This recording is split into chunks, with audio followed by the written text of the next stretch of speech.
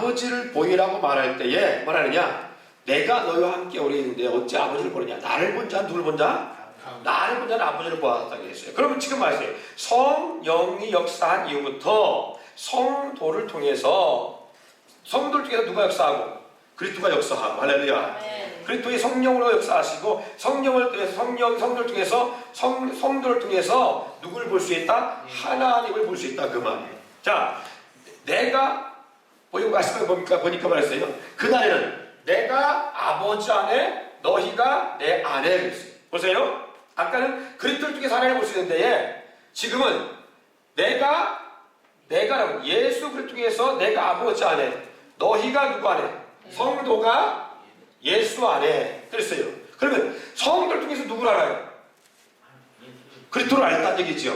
공식을 본 다음에 이러잖아요. 말씀의 공식을 본다면 내가 아버지 안에 있음을 통해서 나를 본 자는 아버지를 보았다고 했어요. 그러면 내가 그 길이요 진리요 생명이라고 막 말하는 것은 예수 그리스도를 통해서만이 하나님을 알 수 있는 게 아니라 예수 그리스도를 제대로 알아야 누구를 알 수 있어? 하나님 통해서 하나님 앞에 나갈 수 있다 그 말이에요. 그러면 우리가 하나님 앞에 나갈 수 있는 방법은 뭐냐? 물론 성령 통해서 우리가 하나님 앞에 나갑니다만은 그러나 교회 안에서 교인의 믿음 안에서의 믿음의 공동체의 모습을 통해서는 뭘 볼 수 있느냐? 성도를 통해서 누구를 알 수 있다? 그리스도를 알 수 있고 그리스도를 알아야만 누구를 아는 거예요? 하나님 알 수 있다 그 말이에요. 내가 아버지 안에 너희가 내 안에 내가 너희 안에 있는 것이라고 했으니까 성도라고 하는 속에는 성령이 역사를 통해서 누구를 알 수 있느냐? 그리스도를 알 수 있어요. 진리의 영을 오셔서 그리스도 행한 일을 전부 다 우리가 알 수 있고 그리고 그리스도께서 행하시고자 하는 뜻을 알 수 있고 그리스도의 마음을 알 수 있고 그리스도의 심령을 알 수 있고 그리스도의 사랑을 알 수 있다는 얘기는 그리스도의 사랑, 그리스도의 마음, 그리스도의 모든 그 애착이 뭐냐? 하나님 아버지의 마음이잖아요. 그럼 이 그리스도의 마음을 성도가 성령을 통해서 알 수 있으니까 성도의 삶을 통해서 누구를 알 수 있다는 거예요. 그리스도를 알 수 있다는 거고 그리스도 예수를 통해서 누가 앞에 나갈 수 있다는 거예요? 하나님 앞에 나갈 수 있다는 거예요. 그러면 이 말씀의 의미는 성도의 삶이 어떠해야 된다는 얘기예요. 성도의 삶이 성경 안에서 그리스도의 모습을 알 수 있도록 해야 된다 그 말이에요. 무슨 말이 됩니까? 예. 그러면 성도의 삶이 내 뜻대로 살아야만 그리스도를 알 수 있어요? 내 뜻대로 살면 그리스도가 어떻게 보여야 되냐? 굴복돼 보인다 그 말이에요. 굴복돼 보인다. 예. 자 보세요. 그러니까 예수님의 행하신 모든 걸 통해 보면 뭐라 그러냐? 내가 내 뜻대로 행한 적이 하나도 없다고 했어요. 그렇죠? 예수님께서 내 뜻과 내 생각대로 하지 않고 전부 다 누구 뜻다고 했어요? 아버지 뜻대로 일을 행했다고 했어요. 나는 아버지 일을 행한다고 했습니다. 왜 그렇게 했어요? 아버지를 보여야 되고 아버지의 마음을 나타내야 되고 아버지가 드러나야 되기 때문에 그래야 예수 통해서 누구를 알 수 있다? 하나님 아버지를 온전히 알 수 있어요. 그런데 만약 예수님께서 이 녀석들이 뭐 기분 나쁜 거야. 유대인들 하는 행동만 기분 나쁜 거야. 그래서 기분 나빴고 막 예수님께서 당신의 기분 나쁜 것을 그들에게 막 행했어요. 그러면 어떤 하나님 나타나느냐? 그리스도를 통해 보여진 하나님은 진노의 하나님, 책망의 하나님, 그리고 죄를 벌하시는 하나님, 이런 하나님 나타나요. 그런데 3년 동안 예수님의 공생애를 통해서 보면 예수님께서는 어떤 하나님의 어떤 모습으로 나타나냐면 품으시고 용서하시고 사랑하시고 관용하시고 베푸시고 섬기는 하나님의 모습, 그러니까 그런 모습으로 나타났어요. 현재 가늠한 여인까지도 끌어안고 나도 너의 죄를 너를 정죄하지 아니하노라 라고 하면서 끌어안았어요. 세 번씩 예수를 부인하고 떠난 베드로를 찾아가서 그를 용납하시고 그에게 양무리를 맡기신 역사를 보여주셨어요. 3년의 예수님의 공생애를 보면 약한 자를 찾아가시고 병자를 찾아가시고 귀신을 자들을 치료하시고 없는 자 가난한 자를 찾아가시는 것을 통해서 뭐라냐? 구제를 보신 것이 아니라 절대적으로 약하고 연약한 인생들을 찾아가서 그들을 위로하시는 하나님의 모습이었어요. 당시의 유대 사회 속에는 병든 자, 그리고 눈먼 자, 그리고 심지어는 간질하는 자나 문둥병자나 이런 온자들은 왜? 그들이 조상이나 그들이 잘못 살아서 하나님께서 진노한다 생각했어요. 하나님이 책망해서 하나님께 벌 줘서 그런 병들이 왔다 생각했다 그 말이에요. 그런데 오히려 주님은 그들을 찾아갔다 그 말입니다. 그러면 그를 통해서 뭘 보여주느냐? 하나님은 너희가 구한 하나님은 어떤 하나님이었다? 왜 그들은 그렇게 이스라엘 백성들이 하나님을 그렇게 보느냐? 하나님은 진노의 하나님, 왜 하나님 벌 주신 하나님, 왜 하나님 병을 일으킨 하나님, 왜 저들에게 병으로 저들을 성도들을 지도하신 하나님 그게 뭐냐? 그건 바로 그들 조상들이 그거였어요. 유대인들의 조상들이 후손들에게 어떤 모습을 보여주느냐? 장로들이나 선교한다 바리새인들이 그 후손들에게 말씀을 통해 교훈하면서 뭘 보여주느냐? 하나님은 잘못하면 진노하신 하나님이었다 그 말. 책망하신 하나님, 잘못하면 벌주신 하나님은 그렇다 그 말이.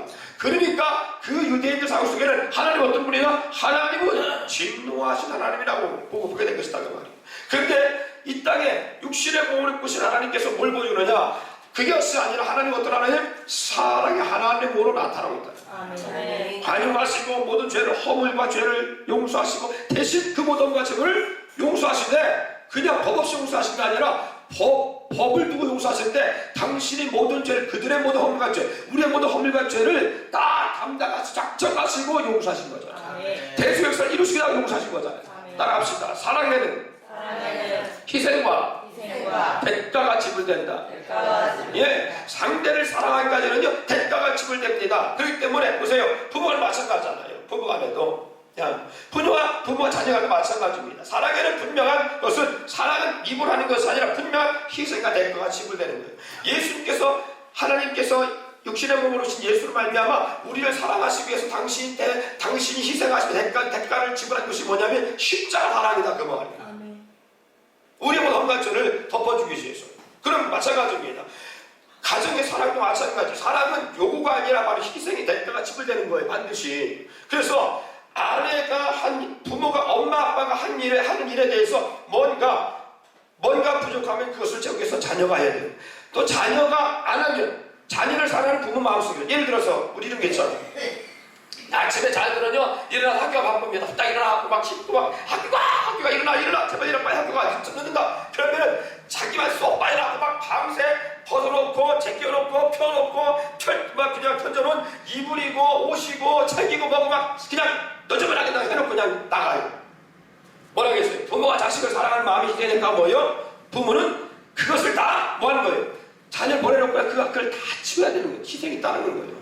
밥 먹고 후딱 다녀오기야 가면 되지만 뒷설거지를 다 누가 하는 거예요? 부모가 해야만 되는 거예요. 이래 될까요?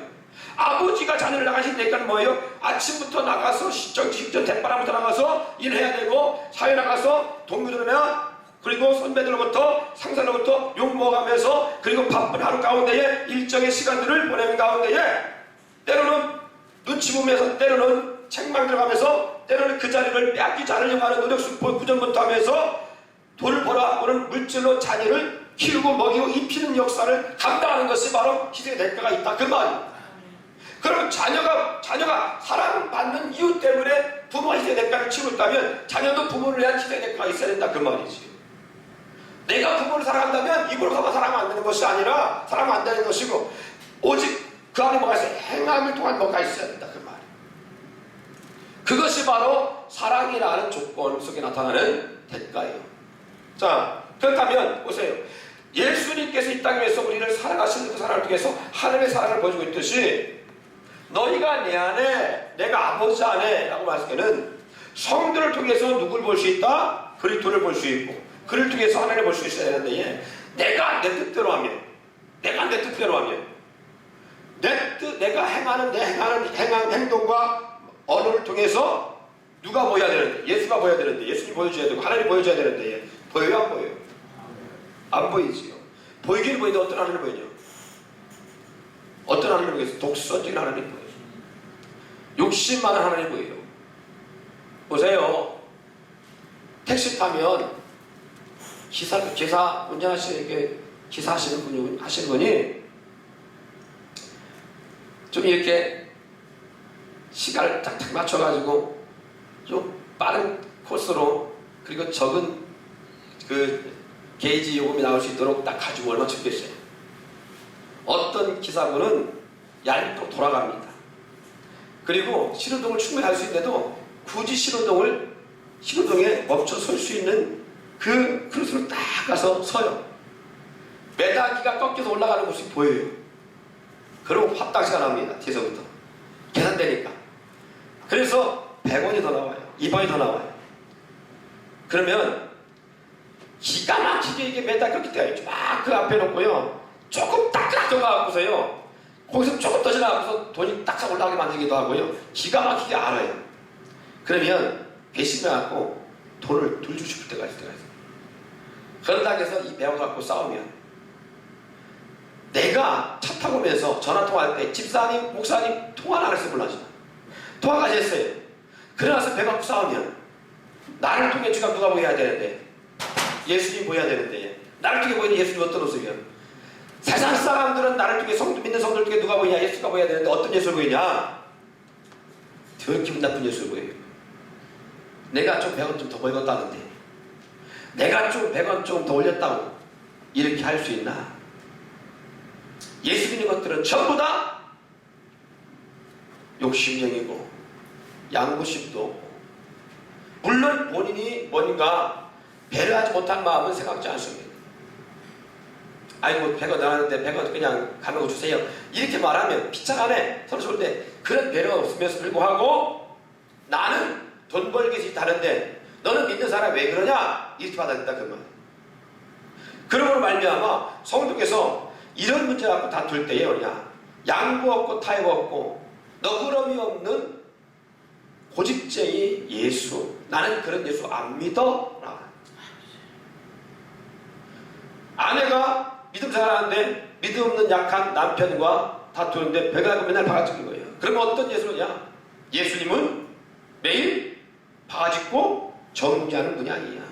나는 그런 예수 안 믿겠다. 포용력도 없고 이해도 없고 사랑도 없고 관용도 없는 예수 안 믿는다. 제가 말씀드렸잖아요. 전제했잖아요. 또 내가 이제 과부장적 부모의 모습 밑에서 자라면서, 잘할 때는 별 칭찬 없고 그냥 부끄러움을 바라보시다가 잘못할 때는 책망하시고 항상 이렇게 살아야 한다 저렇게 살아야 한다 부둥켜 안고 사랑한다라는 말을 듣기보다는 항상 이렇게 살아야 한다 저렇게 살아야 한다 교훈적 말을 듣다 보니까 어떠냐, 하나님도 그런 하나님으로 보여지더라 그 말이.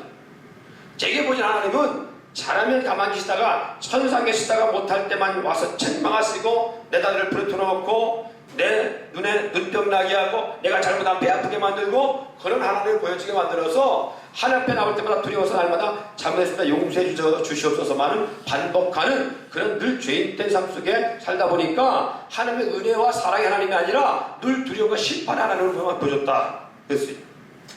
그런데 믿음 생활하면서 제 신앙의 속에서 말씀을 깊이 알고 영적 치유를 해주고 그리고 그리스도의 사랑을 교류하면서 느끼는 것은 아, 그 하나님이 아니구나라는 것을, 하나님의 사랑이라는 사실, 절대적 사랑을 가지고 그 사랑을 가지고 오신 하나님의 모습을 보게 되면서 아, 하나님의 모습이 이런 것인데 라고 보여지거든요.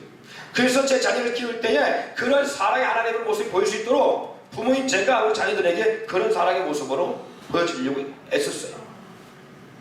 감사한 것은 제가 임상실험 해본 결과 초등학교 때부터 지금까지 십수년 가깝게 임상실험 해본 결과 그렇게 사랑의 하나님과 모습으로 보여주기 위해서 그렇게 아비의 모습을 나타냈더니, 감사한 것은 지금 아이가 떨어져 있어도 멀리 가도 이 녀석이 집 들어왔으니까 내가 내 맘대로 한번 해봐야 되겠다 내 맘대로 살아봐야 되겠다 하고 방조하는 것이 아니라 그 먼 곳에서 부모가 아까 떨어지기 때문에 무슨 짓을 해도 들키지 아니하고 지 맘대로 살아도 예배하지 않아도 전혀 터치할 만한 상황이 아니잖아요. 목회자 자녀들이 대부분 다 교회 떠나면요 교회 안 가고 싶고 예배 안 드리고 싶어 하는 것이 목회 자녀일 수도 있습니다. 많은 목회자들이 그래요. 왜? 교회 환멸과 회의를 느껴요. 교회 가운데 진대한 교회 때문에 시험 들어요. 목회자들은 날마다 이거잖아. 날마다 예배하고 날마다 예배 속에 나와 있다 보니까 너무 예배가 노출했으니까 얘들은 예배 때문에 시험 들고 예배에